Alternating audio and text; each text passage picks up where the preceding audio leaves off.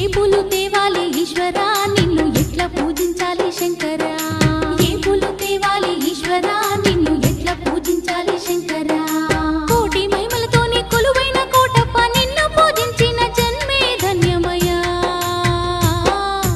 ఏ పూలు తేవాలి ఈశ్వరా నిన్ను ఎట్లా పూజించాలి శంకరా ఏ పూలు తేవాలి ఈశ్వరా నిన్ను ఎట్లా పూజించాలి శంకరా